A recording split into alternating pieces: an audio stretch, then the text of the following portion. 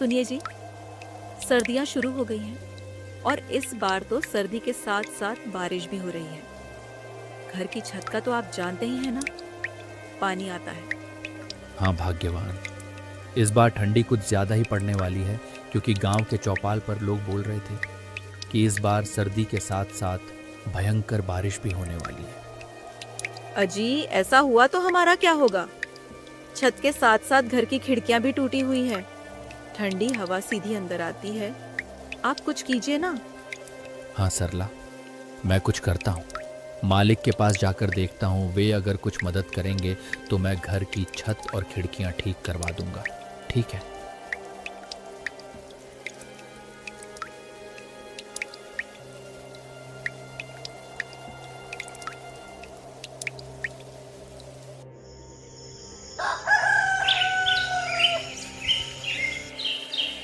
अगली सुबह लखन मालिक के घर की तरफ चल देता है।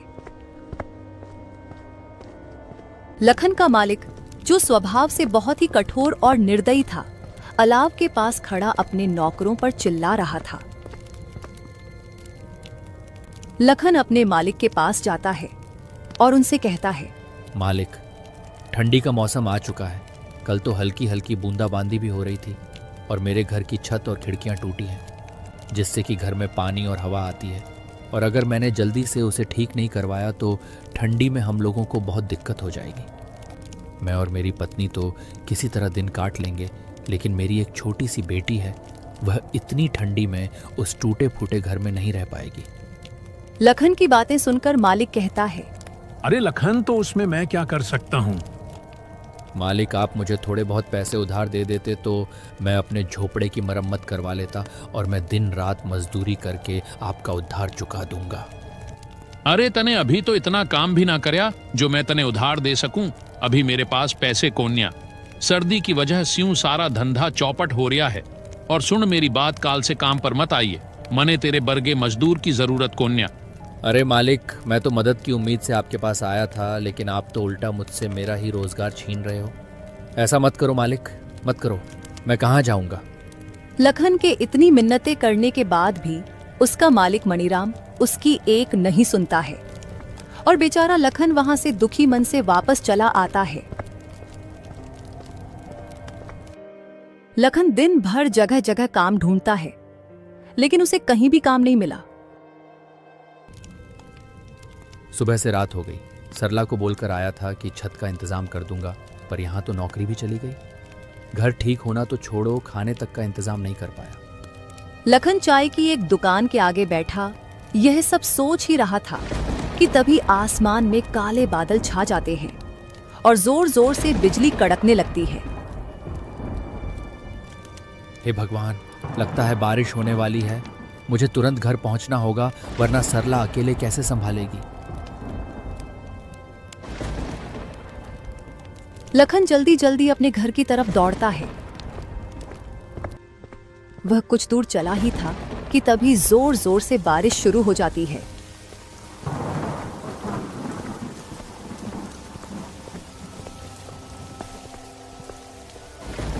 हे ऊपर वाले, ये कैसी परीक्षा ले रहे हो? पहले क्या आपको हमारे दुख कम लग रहे थे, जो ऊपर से ये बेमौसम की बारिश और शुरू कर दी?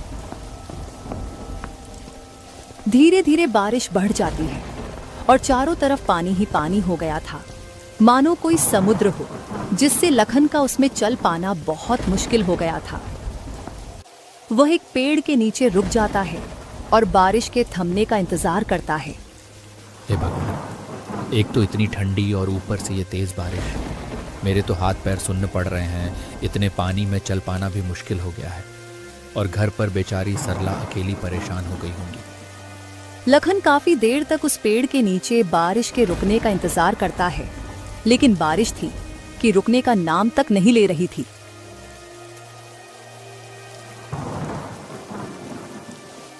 चल लखन, इस बारिश का कोई भरोसा नहीं, ये रुके या ना भी रुके। इतना कहकर लखन उस तेज बारिश में घर के लिए चल पड़ता है। जहां तक लखन की नजर जा रही थी, सब और पानी ही पानी था। छोटी छोटी झोपड़ियां तो पानी में ढहकर बह गई थी। यह देखकर लखन को अपने घर की चिंता होने लगती है बेचारा लखन जैसे तैसे करके अपने घर तो पहुंच जाता है, लेकिन जो वह देखता है उसके होश उड़ जाते हैं, क्योंकि घर में पानी भरा हुआ था और आधी आधी दीवार तक पानी पहुंच गया था। सरला, तुम ठीक हो ना? मुन्नी ठीक है ना? हाँ, हम दोनों ठीक है। और देखो, मैंने मुन्नी को ऊंचे पलंग पर बिठा दिया है, लेकिन हमें घर का सारा पानी बाहर निकालना होगा। हाँ चलो भाग्यवान, निकालते हैं। वे दोनों बाल्टी भर भर कर घर से पानी निकालने लगते हैं, लेकिन वे जितना पानी निकाल रहे थे उतनी ही देर में उससे भी दुगुना पानी घर में भर रहा था।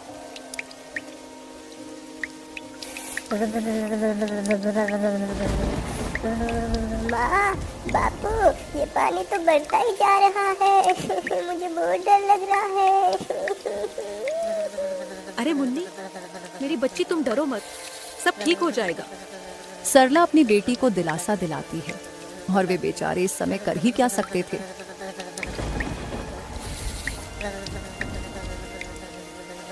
रात के आखिरी पहर बारिश रुकती है। वे जैसे तैसे करके उस रात को बिताते हैं।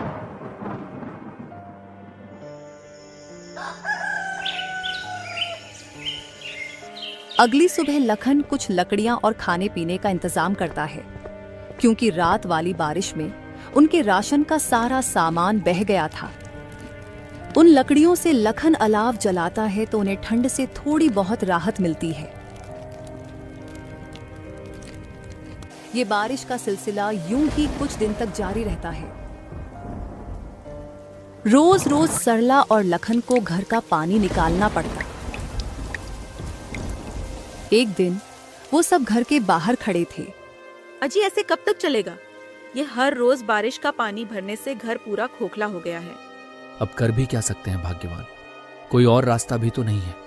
वे दोनों आपस में बातें कर ही रहे थे कि तभी अचानक से जोर का तूफान आया और बारिश शुरू हो गई।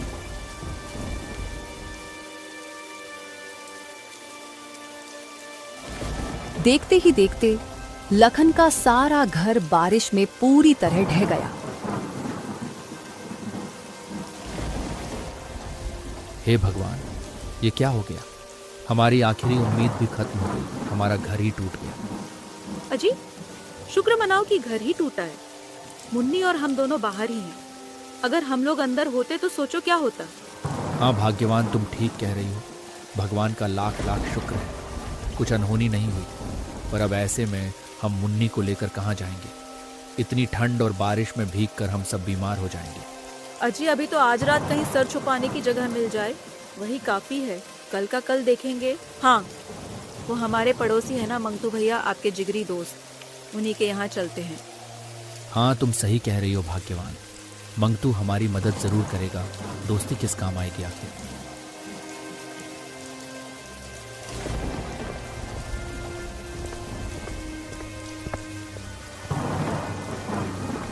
वो दोनों अपनी बेटी को लेकर मंगतू के घर के तरफ उस तेज बारिश में चलते हैं और मंगतू के घर का दरवाजा खटखटाते हैं।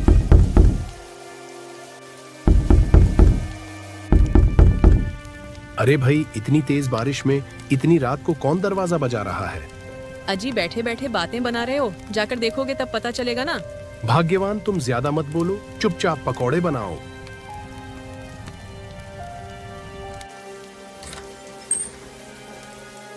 अरे लखन, तू पूरे परिवार के साथ इस समय यहाँ, सब ठीक तो है ना? अरे कुछ ठीक नहीं है मंगतू भाई, तेज बरसात की वजह से हमारा घर ढह गया है। सड़क पर आ गए हैं हम लोग। बीबी बच्चों को लेकर कहाँ जाता, इसलिए यहाँ आ गया। आज की रात क्या हम तेरे घर में रुक सकते हैं? देख भाई लखन, दोस्ती यारी अपनी जगह ठीक है, मैं तुझे रख भी लूं, पर तेरी भाभी कभी नहीं मानेगी। और वैसे पूरा परिवार एक साथ माफ करना भाई, मैं नहीं रख सकता। तू कैसी बात कर रहा है मंगतू? मैंने भी हमेशा तेरे अच्छे बुरे वक्त में तेरा साथ दिया है, और आज जब मुझ पर मुसीबत आई तो तू मुंह फेर रहा है। ऐसा मत कर मेरे भाई, एक ही रात की तो बात है, मेरी बच्ची बीमार हो जाएगी। सब समझता हूँ लखन, पर मैं नहीं रख सकता। अभी तुम कोई और जगह तलाश कर लो। लखन कुछ और बोल पाता, उससे पहले ही मंगतू ने उसके मुंह पे दरवाजा बंद कर दिया। ये लो जी, पकोड़े खाओ। कौन था दरवाजे पर? अरे भाग्यवान, वो लखन और उसका पूरा परिवार था। उसका घर टूट गया है, इसलिए यहाँ रुकने को आया था। मैंने बाहर का रास्ता दिखा दिया। अजी, लखन तो आपका अच्छा दोस्त है ना, उन्होंने हमारी कितनी बार मदद करी है। आपने ये ठीक नहीं किया जी। अरे, मैंने कोई धर्मशाला खोल रखी है क्या जो हर किसी को रख लूं? और कैसा दोस्त? अब उसके पास ना घर रहा ना कुछ और, तो वो मेरे किस काम का? मैं दोस्ती तभी तक रखता हूं जब तक सामने वाले से फायदा हो। भगवान से डरिए जी, वक्त बदलते देर नहीं लगती। कहीं ऐसा ना हो ये आपके बड़े बोल आप पर ही भारी पड़ जाए। अरे भाग्यवान, ऐसा कुछ नहीं होता। ये लो पकौड़े खाओ, बड़े ही स्वादिष्ट बने हैं। उधर मंगतू बरसात के मजे ले रहा था तो वही लखन का परिवार तेज बारिश में बीच सड़क पर भीग रहा था। अजी, आप तो मेरा दोस्त कह के जान लुटाते थे ना, और उसने तो हमें एक रात घर में रुकने तक नहीं दिया। अरे भाग्यवान, वही तो बात है ना। बुरे वक्त में ही पता चलता है कि कौन अपना है कौन पराया। लेकिन मंगतू से मुझे ये उम्मीद नहीं थी। बापू, मम्मी, मुझे बहुत ठंड लग रही है। सरला मुन्नी का माथा छूकर देखती है तो वह चिल्ला पड़ी। अजी, मुन्नी को तो बहुत तेज बुखार हो गया है, ये ठंड से कांप रही है।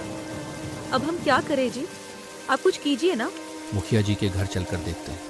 अब एक वही है जो हमारी मदद कर सकते हैं। हाँ हाँ जी, जल्दी चलो। वे तीनों जैसे तैसे मुखिया के घर पहुंचते हैं।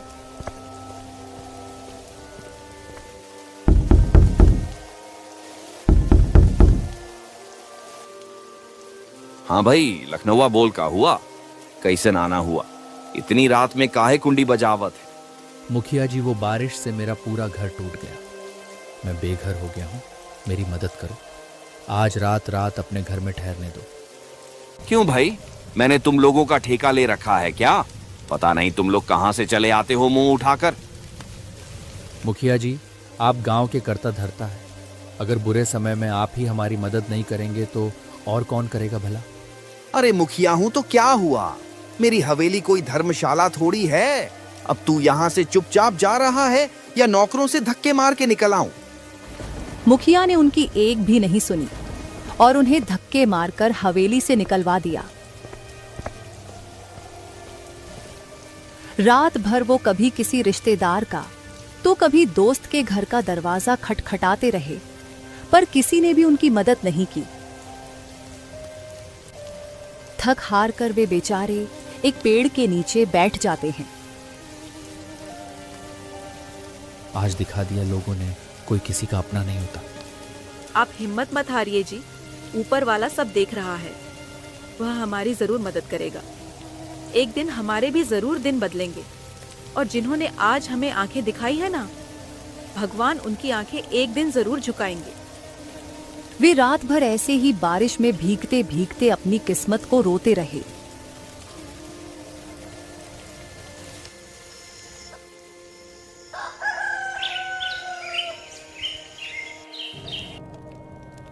भाग्यवान, तुम यहीं पेड़ के नीचे मुन्नी के साथ रहना। मैं कुछ खाने पीने का इंतजाम करके आता हूँ। अच्छा जी, ठीक है, पर जल्दी आना।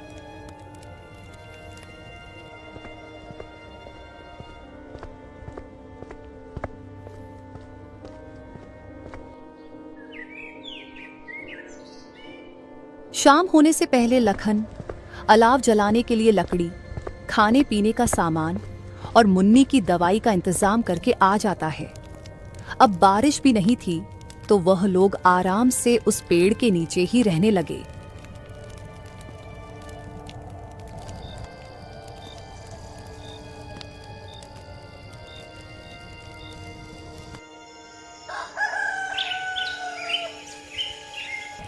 एक सुबह लखन का दोस्त मंगतू वहां से गुजरता है।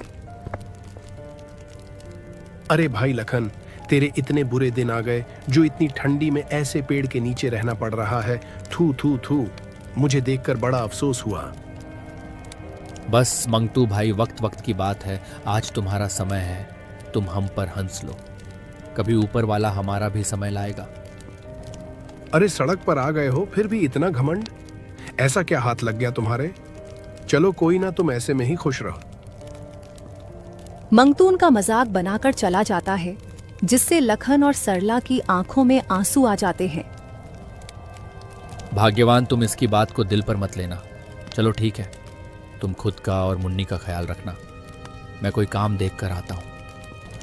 लखन काम की तलाश में वहां से चल पड़ता है और वह गांव में बहुत जगह काम के बारे में पता करता है, लेकिन उसे कोई काम नहीं मिला। सरला और मुन्नी मेरा इंतजार कर रहे होंगे, मुझे जल्द ही वापस लौटना चाहिए।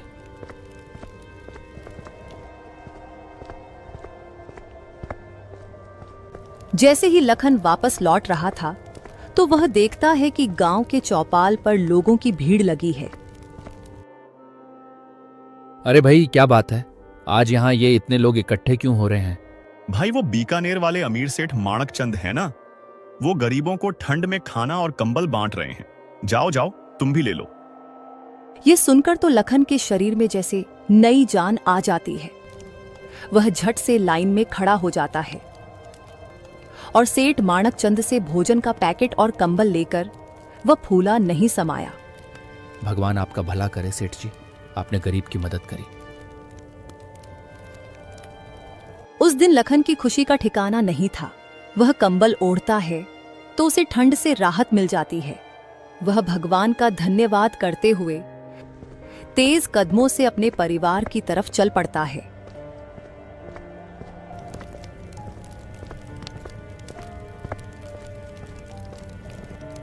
अजी, आ गए आप? और ये नया कंबल कहाँ से ले आए आज? अरे भाग्यवान, वो बीकानेर वाले अमीर सेठ माणक चंद है ना, वे गांव में जरूरतमंदों को कंबल और खाने का सामान बांट रहे थे, तो मैंने भी वहां से ले लिया। हाँ बापू, सही किया आपने। अब आपको भी ठंड नहीं लगेगी। हाँ जी, मुन्नी बिल्कुल सही कह रही है। आपको इस ठंडी में इस कंबल से कुछ तो राहत मिलेगी। लखन और सरला आपस में यह सब बातें कर ही रहे थे कि तभी उनके पास एक बूढ़ा आदमी आता है। अरे बेटा, मैं 2 दिन से भूखा हूँ। मैंने कुछ नहीं खाया है। कुछ खाने को मिलेगा? हाँ हाँ, क्यों नहीं बाबा, आओ बैठो। लखन को जो सेठ से थोड़ा बहुत खाना मिला था, वह अपनी और अपने परिवार की परवाह किए बिना उस बूढ़े आदमी को दे देता है।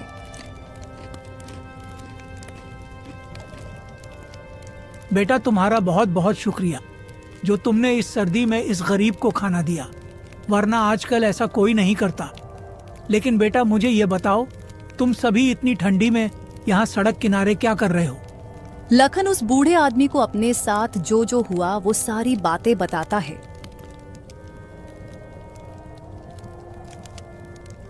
अरे बेटा, तुम्हारे साथ तो बहुत बुरा हुआ।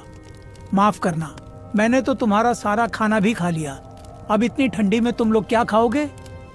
अरे बाबा जी, कोई बात नहीं, मदद करना तो हमारा कर्तव्य है। अरे बेटा, मैंने आज तक तुम जैसा निस्वार्थी आदमी नहीं देखा। तुमने अपनी और अपने परिवार की परवाह किए बिना मुझे भोजन दिया। मेरे पास तुमको देने के लिए ज्यादा कुछ तो नहीं है। इतना कहकर वह बूढ़ा आदमी अपनी झोली में से एक पोटली निकालकर लखन को देते हुए कहता है, बेटा, तुम दिल के बहुत अच्छे हो। ये लो मेरी तरफ से एक छोटी सी भेंट, और इस गरीब का तुम्हें आशीर्वाद है। तुम जिस चीज को भी छू लोगे वह लोहे से भी मजबूत हो जाएगी। इतना कहकर वह बूढ़ा आदमी वहां से चला जाता है।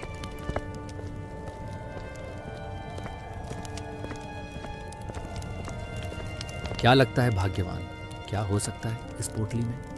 अजी, वो बूढ़े बाबा तो बहुत ही गरीब लग रहे थे देखने में। वो भला हमें क्या ही दे सकते हैं? खोलकर देखते हैं, तभी पता चलेगा। फिर लखन और सरला उस घड़े को खोलकर देखते हैं तो उसमें बहुत सारे सोने के सिक्के थे। लखन और सरला की खुशी का तो कोई ठिकाना नहीं था। अरे बाप रे, इतने सारे सोने के सिक्के! हाँ सरला, मुझे तो लगता है वह बूढ़े बाबा कोई साधारण इंसान नहीं थे। हाँ जी, सही कहा आपने। लगता है भगवान ने हमारी सुन ली। अब उनके दुख के दिन समाप्त होने वाले थे।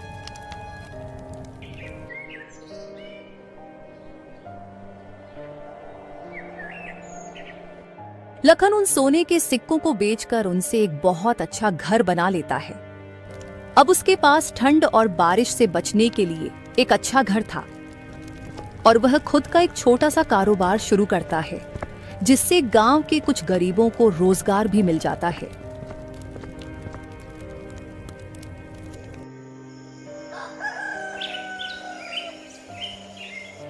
कुछ दिन बीत जाते हैं। वो कहते हैं ना, समय बदलते देर नहीं लगती। एक दिन अचानक आसमान में काले बादल छा जाते हैं और हवाओं के साथ जोर जोर से बिजली कड़कने लगती है और देखते ही देखते भयंकर बारिश शुरू हो जाती है।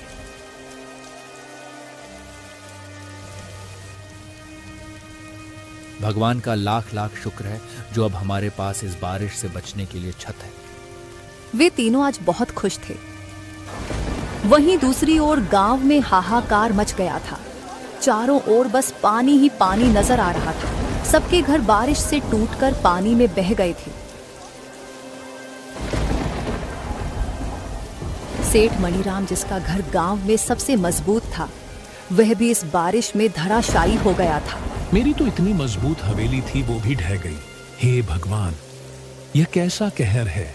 तभी वहां एक दौड़ता हुआ आदमी आया और बोला, अरे सब लोग लखन के घर चलो रे, अब केवल उसका ही घर बचा है। जल्दी चलो, नहीं तो हम सब लोग यहाँ डूबकर मर जाएंगे। चलो चलो। सब लोग इकट्ठा होकर लखन के घर पहुंचते हैं। वे सब लोग देखकर हैरान हो जाते हैं, क्योंकि गांव के सबसे मजबूत से मजबूत घर भी टूट चुके थे, लेकिन लखन का घर अभी भी इस भयंकर बारिश और बाढ़ में सीना ताने ज्यों का त्यों खड़ा था। लखन उन सभी को अपने घर में शरण देता है। वे सब आज बहुत शर्मिंदा थे, क्योंकि उनमें से किसी ने भी लखन के बुरे वक्त में उसका साथ नहीं दिया था। मुझे माफ कर दो लखन भाई, मैंने बुरे वक्त में तुम्हारी मदद नहीं करी। माफ कर दो मुझे। माफ कर दो। सब लोग लखन से माफी मांगते हैं। उन्होंने लखन के साथ बहुत गलत किया था, फिर भी वह सबको माफ कर देता है, क्योंकि वह बहुत नेक दिल इंसान था। कोई बात नहीं, मैंने आप सभी को माफ किया, लेकिन कभी भी किसी गरीब और असहाय के साथ ऐसा गलत नहीं करना चाहिए, क्योंकि ऊपर वाला सब देखता है।